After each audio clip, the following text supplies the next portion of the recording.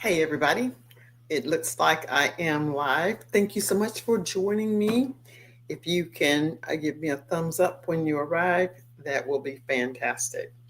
Maybe you're not even here yet, but I'm going to invite you into my day. I want to tell you about my day today. And today is Monday, of course. It is Monday and it's Mystery Monday. So let me tell you a little bit about my day. But before I do that, I want to just make sure that I am connected to all of the places that I want to be connected to. And here's a little disclosure: you don't want to do this at the beginning, you want to already be set up. But as it is, I think I'm typically trying to set up to get set up because I don't have an assistant. Like a TV show has different people to come on and have everything in order, and they can just jump on and be live. So now I am where I want to be, but I can't really tell if it's live. So if anyone comes in, I'm going to ask you as soon as I see someone come in if they can hear me okay. And hopefully you will be able to hear me okay. And let's see, let's click that button there. So today I'm talking about I went for an eye exam and I came out with more clarity than I had expected. So when you go to an eye exam, there are certain things that you might anticipate. And I made myself some notes so that I can stay focused about what it is that I want you to know. So, um, the clarity that I left the doctor's office with is not the type of clarity that I was expecting to have. But all in all, I did get a doctor's visit today, and I had not had a doctor's visit in about 18 months. So it was time for me to have an eye exam, and this is what I did.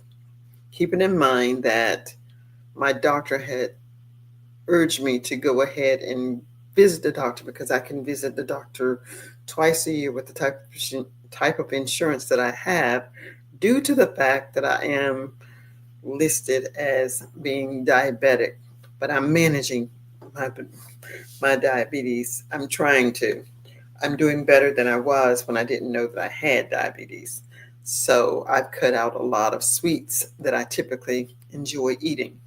But more to the point, in empowered living, I want you to know that if you want to have an empowered life, the more information you know about what you need to do, why you need to do it, and how you go about doing it is going to be extremely beneficial to you.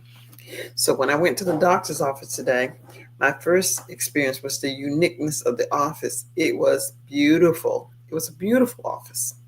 And the more elaborate something is, most likely the more expensive it will be. But I had insurance, so I wasn't too concerned about that. And of course, I knew that I had a copay. So I was prepared to dispense with the copay. And I went to this machine and registered with the machine. There weren't many people in the office. I think there was just three. Well, in the area was where I was once I walked into the reception area, if you will. There was just three or four people in there and one receptionist. And of course, I did all the heavy lifting because I registered myself. Now, and I just thought, well, okay, this is really, really nice. And after getting registered, there was nothing more for me to do but to just sit and wait for someone to come and call my name. And within a reasonable amount of time, someone did come and call my name, and I followed her to another room. And there I was in, I'm going to call these stations. So I went to one station and sat and waited for someone to call me. And just looking at the magazines and everything was just so pristine and clean and sharp. The magazines looked like they were just out fresh for today. And maybe that was because it is Monday and things renew. And they put out new magazines for me, I suppose. But it didn't look like anyone else was looking at the magazines. So I don't look at them either. I just noticed them. I looked through one and then put it back, but I didn't pick it up to read. And so these were the thoughts that was going through my head. This is an awesome office. It was just so, it smelled clean. It looked nice. I was very impressed, very impressed.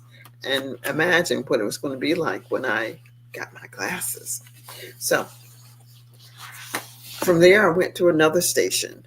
And here, the technician cleaned up the little chin thing from my chin and my forehead and asked me some of the mundane questions. How's my day? And when was the last time I had eaten? I don't know what that had to do with anything, but I think she was just making small talk, which was perfectly fine. And then she, um, I don't know which order things happened, but puffed something in my eye and asked me to relax. And well, I think that was the second one. Because yes, that was the second. That was the second one. The first one, um, she was going to help me put my chin in this thing, my forehead in this thing. And before she did that, I asked her if she would, clean the chin thing and the forehead thing. And so she said she had already done that. And I said, oh, okay. But would you do it for me? So she did. And I said, I hope it's not too much of a bother. She said, oh, no problem. And I guess it seemed like everything was copacetic. And so she did. And she checked my eyes. Then she gave me something like a fan to hold over one eye and read the letters and numbers, which ones I could see. Then I did the same thing with my other eye and gave her that information. And I sat in there for a while. Then the other person came in and asked me to follow her to where we were going. So we went to this next station, and this is where she put the puff. I did see her clean the chin rest and the forehead. I didn't have to ask. Maybe the other person told her that she should do it while I was in there. I don't know. But anyway, I wanted to share with you why I take that extra precaution. During COVID, I was watching it's like Good Morning Show or something, and there was an actual doctor there demonstrating something with the needle, and he didn't change the needle, and he gave the other person, there were two people there, they used the same needle. Fortunately, there was no problem. Neither one of them contracted COVID, but he was supposed to change out the needle. And so no matter how careful you are in thinking that people are doing what they need to do, people are human. And that's why we have other people to assist us in helping us do what we need to do or remind us to do what we need to do. And I saw it went to two other stations. And finally, the doctor came in, and the doctor was really nice. I think he was nice and friendly. And he asked me some basic questions. What brought me there today? And I told him that I needed glasses. And he said, well, he doesn't write prescriptions for glasses. And I thought that was strange. That was the whole purpose for my coming, to get glasses. And he asked me, had I had any eye injuries? And I told him no. Did I suffer from eye strain? I said, well, I'm on the computer a lot, and my eyes do get tired. And I didn't necessarily think that my eyes get dry, but they might. And I use this refresh, and whenever my eyes are tired, it comes as a 2-pack. But this is what I use for my eyes. It's called Refresh. It's a gel, and I like it because it's cool and soothing. So I might use it 3 or 4 times a day or more. It just depends. And sometimes I'll put the Refresh in my eyes before I even go to bed. But he said that, and I just said, he said that he didn't do prescriptions. And I said, well, what do you do? What do you do here then? Because that was the whole purpose for my coming. And I said, could I have someone write a prescription for me? I'd already paid my copay. And he said, there are doctors there, but I couldn't see them the same day that I saw him. And I'm thinking in my mind, oh, that seems like another copay. So um, he asked me a few more questions. I answered a few more questions. And he asked if I had any more questions. And I said, I can't think of anything else, but could you maybe suggest something that maybe I haven't asked because I don't know how to ask? I don't know that I even need to be aware of it. And he said, well, it's up to me to ask him the questions. And to me, it was going south then. Like, just say something that people typically ask when they come to this type of doctor. But he said, he says, take this folder and give it to the next person. I don't remember exactly what he said, but as he was giving me the folder, he was showing me to the door, and I thought maybe I was going to go into another fabulous room, but no, it took me to another door where the receptionist area is, not the door that I entered, but the receptionist door. So as I went into the receptionist door, I gave her the folder, and the doctor had said someone else will give me some more information. So I'm thinking, wherever I'm going to get more information or something. But this was the receptionist, and she asked me if I'd like to make my appointment for next year, 12 months. And I told her yes, knowing full well I'm not going back to that doctor again. But it was not the doctor's mistake for my showing up there. It was my mistake for not really knowing what to expect. So this is my point for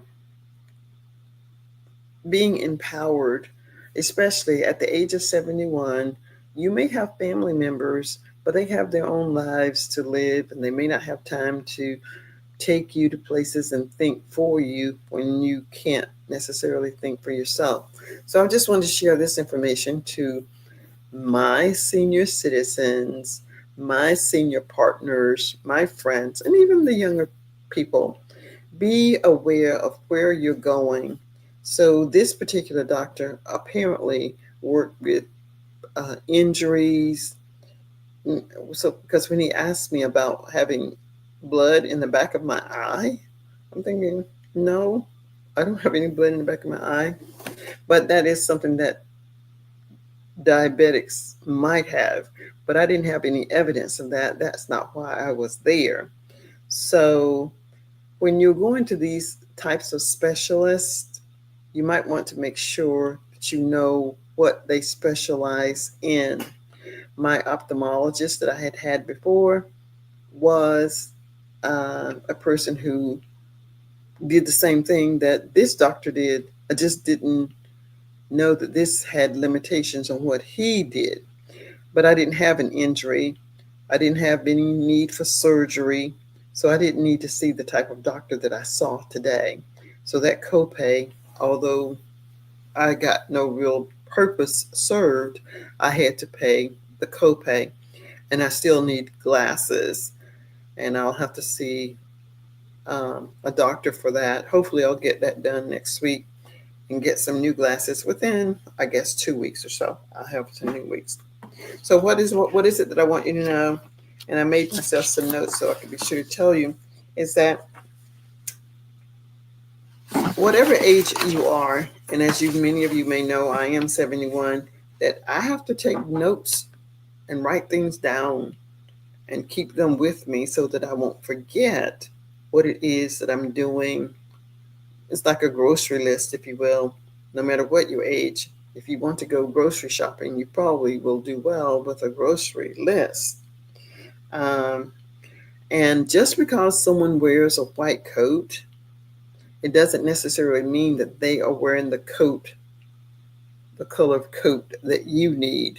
So the doctor that I needed today was definitely not the doctor that I saw, and that copay could have been a meal that I could have eaten someplace later that day, later today. So, so what was my takeaway? My takeaway now is to be aware of where I'm going. If I'm going to, as I age, I'm sure I'll see other doctors. I want to have a cue card with the questions that I want to ask, the anticipated answers that I might be expecting. If I don't get the answer that I'm thinking, I can ask the doctor, why am I thinking of this as an answer? Or what does this type of situation um, culminates from, whatever the ailment is that I'm there at the doctor's office. Um, so even if you don't know what to ask, you'll have some cards or some notes that you can just remind yourself as a prompt to get an answer for that. You're paying for it and you're entitled to it. And I'm sure the doctor will answer your questions if he or she knows the answer. Mm, so being empowered is not knowing all the answers about anything. It's those small moments that you garner, that you learn, you understand, and you're empowering yourself to be a better participant in your own life. So, what is my call to action for you guys?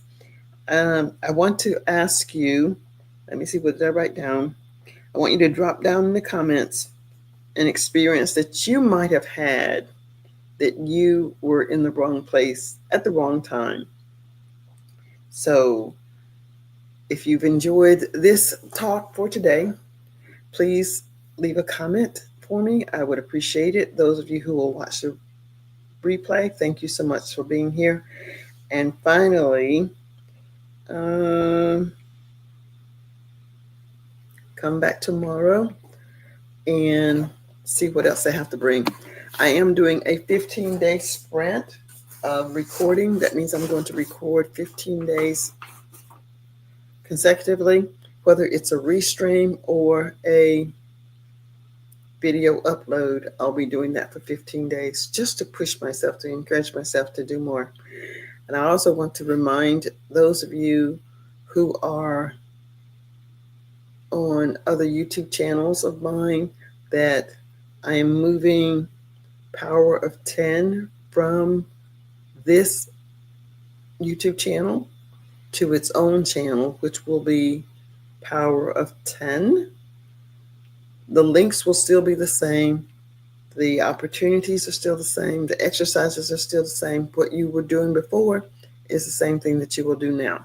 If you'd like to know more about the Power of 10 community, where you can grow your YouTube channel organically, I'd be happy to share that information with you. Until then, I'm Dr. Priscilla. Thanks for watching. Bye for now. Love you guys.